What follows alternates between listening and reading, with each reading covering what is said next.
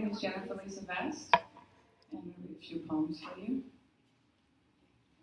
This first one is called You Look Like My People. And I'm going to dedicate it to the lovely Isabella. You look like my people, I tell her, tracing the lines of my grandmother's and the wrinkles around her eyes, the shape of her cheeks escaping from the center of her face like large brown mesas enchant me with memories. I try to explain simply, say, maybe we are distant kin. Where do you come from? You look like my people. She laughs, doesn't answer, asks, who are your people? That's a long and confusing story, I say, and continue with my questions about this link until she too becomes mesmerized by my conviction that there's a connection. We begin the investigation like a dance with gentle probes and speculations about blood, geography, language, tradition. We take out paper, pens, maps, and photographs, frantic for explanations, search the shelves for snapshots, for the cousin, auntie, ancestor who proves it. We sit close to touching. I trace my finger across her jaw, try to grasp this resemblance, so familiar, so elusive, so real. But all these images and even imagination fails us. In our frustration, we resort to words, write poetry, remember weddings, recite genealogies, retell family stories. We even make lists of clans, race, tribes, of people's names, of place. In the end, nothing exactly connects. We have, it seems, few connections in common, no kin to call cousins, but I don't believe, I refuse to accept these concrete but false conclusions. I claim her anyway.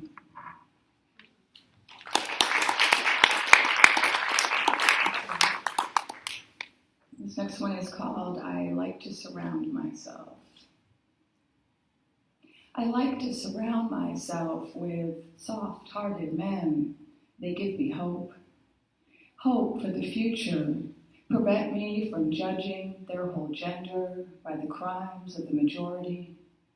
I like to surround myself with self-loving men who don't define their manhood in opposition to womanhood, who aren't afraid to write poetry, have close male friends, strong gal pals, fears and anxieties expressed without alcohol or violence.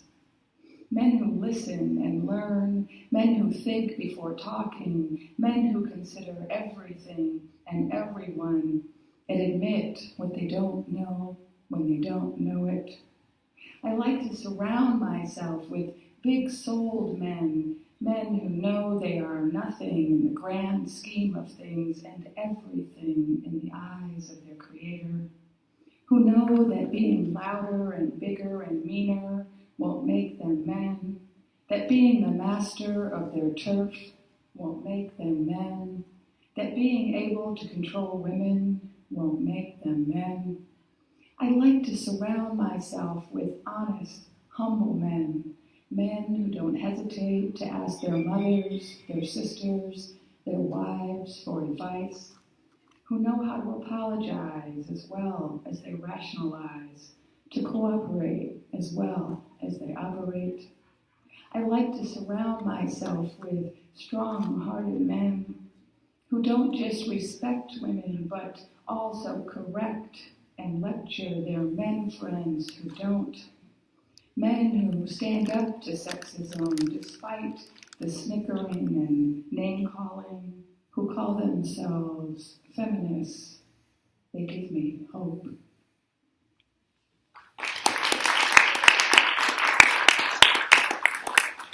Thank you. And the last one is called Wonder Woman.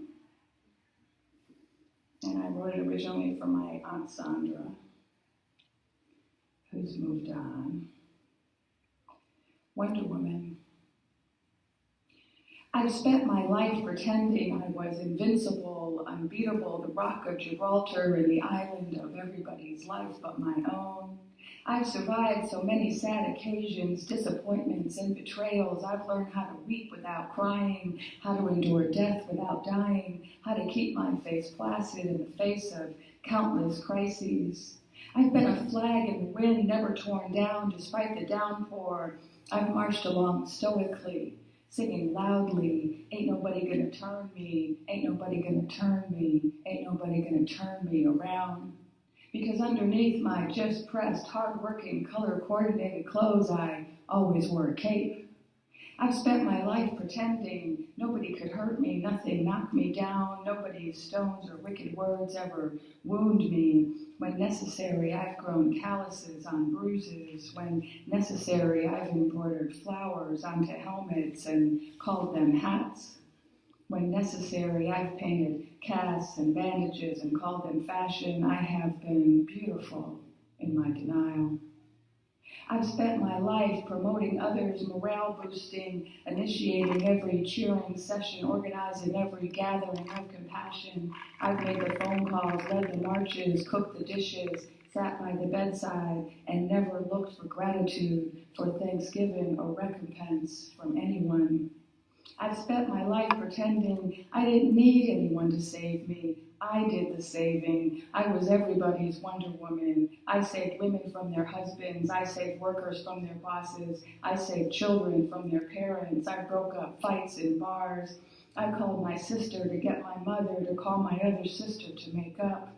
I had a broad shoulder, a warm breast, a wet shirt, and a solution for everybody's problems but my own. I've spent my life pretending I didn't have problems, just setbacks and solutions. When I needed help, I helped myself. When I was in trouble, I rounded up my own resolution because Batman had a sidekick and a butler, but Wonder Woman worked alone. I spent my life pretending I never got angry, so in control, so peaceful. I never raised my voice, so Christ-like. I always forgave every insult, every asshole. Gandhi had nothing on me. I turned the tragedy of my childhood into a series of funny stories, as if to say that even as a 5-year-old, I was already invincible, wonder baby. I turned the trials of my adulthood into funny fables to tell the children, as if Mama never faltered, never failed, never cried out to an indifferent God, as if I never doubted I would survive. I've lived my life spouting out a series of survival sayings. What doesn't kill you makes you stronger. Don't let the turkeys get you down. Only the strong survive. This too will pass. As if the right words could make the pain go away, as if my laughter would keep the heartbreak at bay. I've spent my life forgetting every injustice done to me, as if I was bigger than the crimes committed against me, as if I was Teflon-coated and lion-hearted, as if I was the only flower in the garden who never wilted, who never needed water or sunshine or a loving green thumb to thrive. Anyway, how could I thrive when others weren't thriving? Wouldn't that be asking too much? And I never knew, maybe nobody ever sat Wonder Woman down and told her. It never occurred to me that strength was no guarantee of my survival. I've spent my life pretending I was invincible, unbeatable, the rock of Gibraltar, in the island of everybody's life but my own.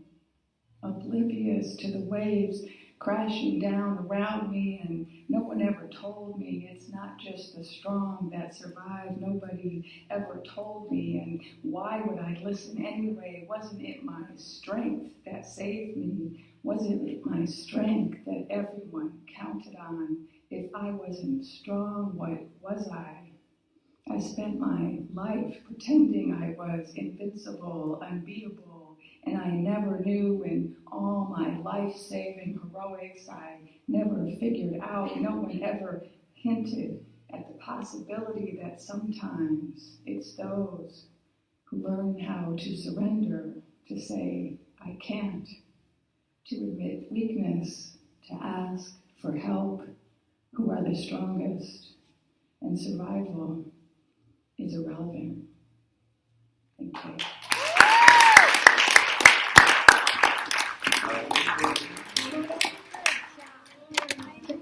Oh, there we go.